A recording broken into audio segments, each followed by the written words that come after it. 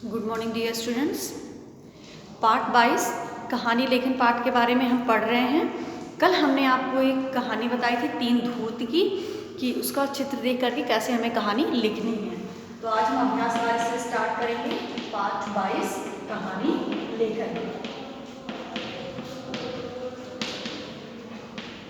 कहानी लेखन तो कल हमने बताया था तीन धूर्त की कहानी के बारे में। उसका चित्र दिया हुआ था, वो चित्र देख करके थोड़े थोड़े क्लू दिए रहते हैं और वो देख करके हमें लिखना होता है।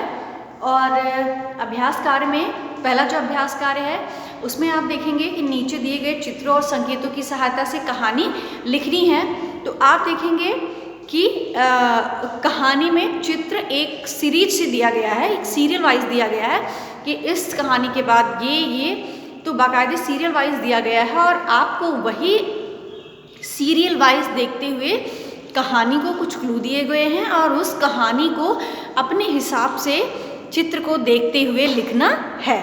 अब इसमें आप देखेंगे जो अभ्यास कार्य की पहली कहानी है वो ये है कि एक गांव में एक किसान अपनी पत्नी और बच्चों के साथ, मैं आपको कहानी बता देती हूँ, आप अपने हिसाब से आप लिख लीजिएगा। अपनी कहानी आप सुन लेंगे तो आप अपने शब्दों में लिख लेंगे। तो कहानी है कि एक गांव में एक किसान अपनी पत्नी और बच्चों के साथ रहता था और तीनों बड़ी खुशी खुशी अपने घर में रहते थे। तो एक दिन किसान जो है बाहर गया और वो नेवले का एक बच्चा ले आया और उसकी पत्नी को वो बच्चा अच्छा नहीं लगता था और लेकिन फिर भी वो उसको एक दिन बाहर गया था किसान, तो अपनी नेवले का बच्चा वो ले आया था। तो एक दिन क्या हुआ, उसकी पत्नी उसका एक छोटा बच्चा था, किसान था और उसकी पत्नी थी। एक दिन उसकी किसान की पत्नी बाहर जाना था उसको किसी काम से, तो वो बाहर चली गई और पति और बच्चा उसका घर में अकेले रह गए। नेवले का बच्चा बहुत सुंदर था, बहुत सुंदर था और वो उनके बच्चे का बहुत ध्यान भी रखता था, बहुत ध्यान रखता था। तो क्या हुआ कि जब उसकी पत्नी मार्केट चली गई, किसी काम से बाहर चली गई, तो उसके घर में उसका पति और बच्चा रह गया। फिर क्या हुआ कि पति भी थोड़ी देर बाद बाहर घूमने निकल गया और किसी काम से निकल गया होगा, तो उसके पति को बहुत देर लग गई बाहर। तो घर में सिर्फ बच्चा और नेवले का बच्चा और उसका बच्चा रह गया था। फिर क्या हुआ, पति को काफ़ी देर लग जाने की वजह से फिर क्या हुआ कि कुछ देर बाद एक सांप आया। एक सांप नेवले के घर में घुस आया और उसके बच्चे की तरफ जाने लगा। वो जो उसका बच्चा था उसकी तरफ सांप जाने लगा। उसने देखा कि एक सांप अंदर की तरफ जा रहा है और